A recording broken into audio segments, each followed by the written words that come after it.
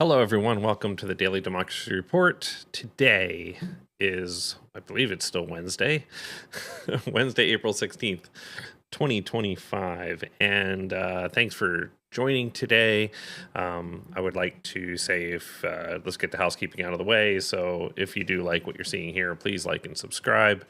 And you can help the channel by going to buymeacoffee.com/the Daily Democracy Report. Will definitely help keep me going on here. And you can also follow us on Blue Sky at thedailydemreport.bsky.social. Everything is across the bottom of the screen. You can also clip that QR code down at the bottom left corner if you'd like to donate a little quicker that way. So thank you very much. So for today's episode, I wanted to touch on a topic that covered yesterday about the whole Harvard University and Trump cutting funding because of DEI and anti-Semitism. Seems to be the two biggest things. And I wanted to kind of focus on that a little bit, well, pretty much for all of today's show. So I got to thinking about it, and I was, I don't know. It just seems kind of sketch to me because of some history with Donald Trump and folks that he tends to congregate with. And I believe that, there are people that are getting, students as part of certain groups that are getting deported or the threat of being deported, I guess, because of their, foreign students, because of maybe their pro-Palestinian views or their opposition to how the Israeli government is handling the war in Gaza and what's happening to the Palestinian people. So, and I wanted to preference this episode or this show by just saying that I try to, to hold myself to a standard where, I don't really see or try to anyway, care about what religion you are. I care you're a good person, you follow the law, and that's about all I care about, really.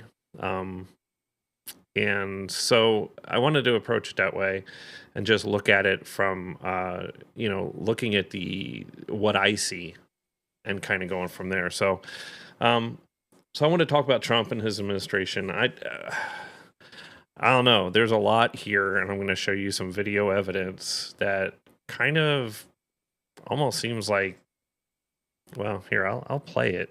I don't know if you remember this clip from before. Jews will not replace us! Jews will not replace us! Jews will not replace us!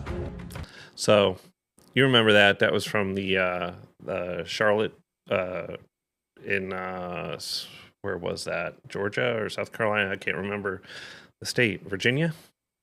Maybe? I don't even remember.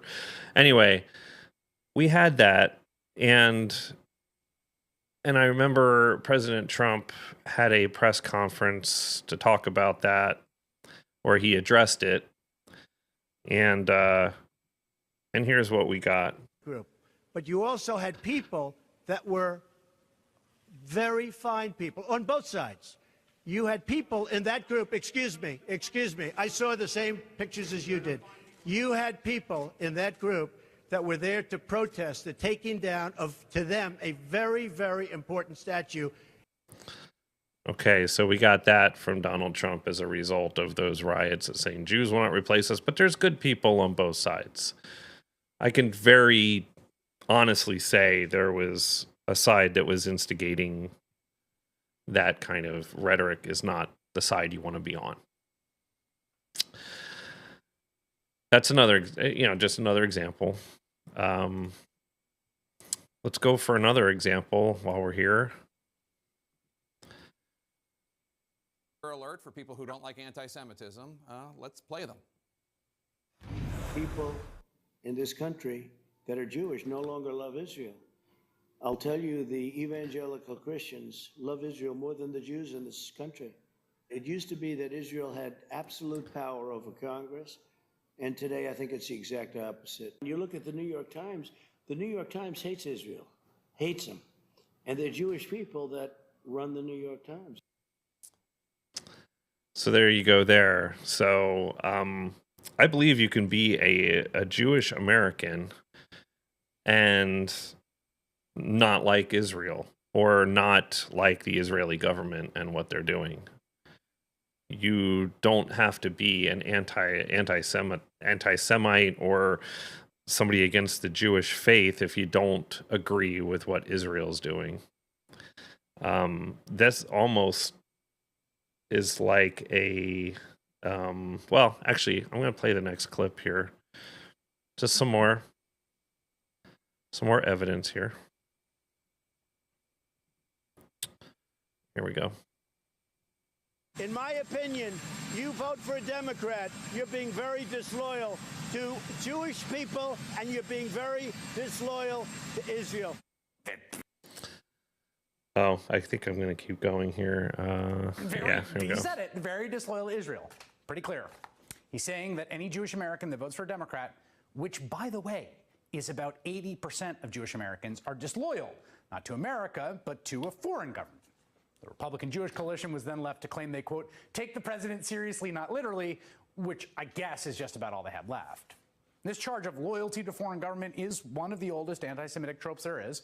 The idea that Jews aren't really Americans, they're a fifth column, a fundamentally foreign and disloyal populace within our borders. So, there you go. Some more evidence. So, I'm trying to figure out, right, how is this all about anti-Semitism?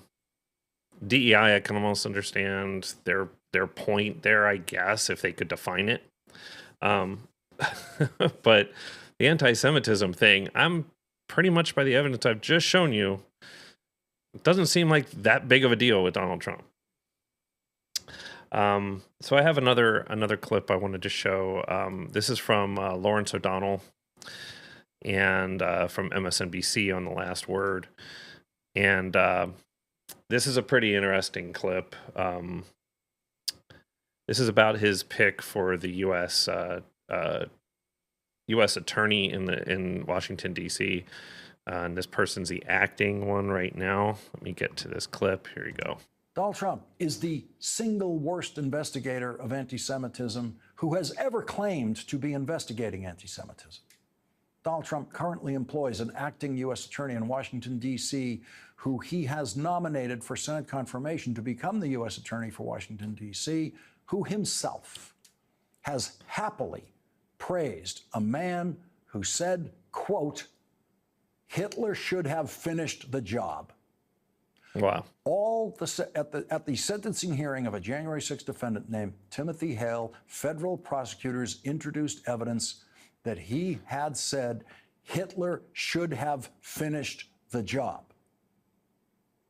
And Ed Martin, who is now the head of the office, the U.S. Attorney's Office in Washington, D.C., the acting head that prosecuted all the January 6th defendants, heaped praise on the man who said Hitler should have finished the job. One guy is named Timothy Hale. Tim served 3+ years in prison based almost entirely on the 1512 fraudulent charge.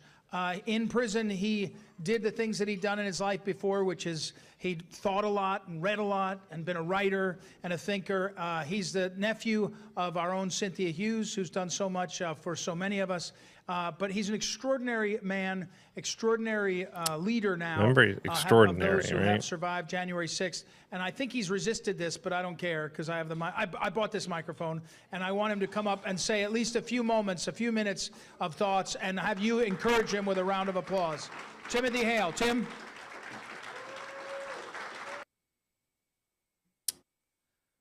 Okay. This is the guy that you just saw right there. That's Ed Martin, who's the acting U.S. attorney in Washington, D.C., who Trump is nominating to have that job permanently. Now, I wanted to show you one last thing about the man who they were just talking about, this Timothy Hale. And I don't know, hopefully this picture shocks you a little bit. It's kind of on the thumbnail, too, to this video. Trump Bedminster Club hosted an alleged Nazi sympathizer who stormed the Capitol. There he is. Timothy Hale Cusinelli, a Nazi sympathizer, went to work at the Naval Weapons Station with a Hitler mustache. Twice this past summer, Donald Trump's golf club in Bedminster, New Jersey, has featured speeches from a rioter convicted of participating January 6th. So that's a strike against you right there. January 6th attack on the U.S. Capitol as well, who has a well-documented history of extreme anti-Semitic and racist rants. So just let that sink in for a little bit. So this was the guy who this D.C. U.S. attorney, acting D.C. U.S. attorney, has praised as being a great person, right? One of those events, a fundraiser for a controversial nonprofit group that supports Capitol riot defendants, was personally endorsed by Trump himself in a video that was played for the room. All of the people, you're amazing patriots, Trump said in a video, have a great time at Bedminster.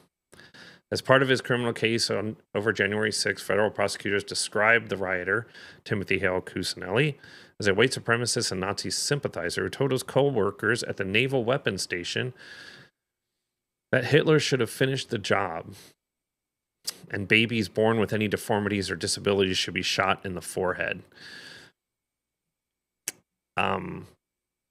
This is somebody who Donald Trump, what was that? An amazing patriot. I hope everybody lets that sink in. This guy is not an amazing patriot. He is anything but an amazing patriot. And yeah, hard to say how that even, it doesn't even compute, right? I'm going to go back here to, this is the letter that was sent to Harvard University by pretty much the Trump administration. We discussed it yesterday in the show. I wanted to bring it up again. There's a couple things about this letter now that I wanted to bring up a little bit here. I wanted to highlight a few things about it. So I went through this letter again with everything that I just said and everything I saw. And I'm trying to figure out what the angle is from the Trump administration. How are they trying to control these universities and colleges? I think they're, well, I'm going to tell you how many times, I have this written down so I remembered, how many times the words Jews, Jewish, anti-Semitism, or Israel were used, or variants of those. 7 times in this 5-page letter. How many times were Black, African American, Hispanic, Mexican, Asian, or other types like that mentioned in this article? 0 times. How many times was the word racism or racist used? 0 times. So Palestine or Palestinian was used 4 times. So I'm trying to figure out in my mind what this meant. So my question to you, questions to you, I have 2 actually. And it's pretty interesting. And hey, you guys everybody can go out and read this letter and the response from Harvard. Go to harvard.edu/research-funding, and it'll take you there. There's some links there. You can read these articles and read what they do and what they use research money for and all that stuff. We went over it yesterday. Is this really about being diverse and inclusive to all, or just those that oppose Israel? That's one point, maybe a lesser kind of argument. But this one I think maybe is a little bit better. Or is this about anti-Semitism as a springboard to force America's colleges and universities to teach and run the way that the Trump administration wants? Is this part of that? Let's re-educate people in a way that we want them to think and do and control what the universities teach and how they teach it and who teaches it to the students that go there. Who's employed there? How much do they align with the agenda, be it just Trump's agenda or Project 2025's agenda? I think those are important questions to ask, especially with the history that I've shown you and how Trump sees different people, different groups. And, I know it's controversial. I know it's probably tough questions to answer. And, I think that, like I said, that's that second question to think about is why are you just using the anti-Semitism trope and and that to control everything at the university, right? Why aren't you including other forms of racism and bigotry? Because I agree with the fact that, there shouldn't be anti-Semitic, remarks and things like that. I think it's terrible. Everybody should just be able to practice their religion, practice their heritages without,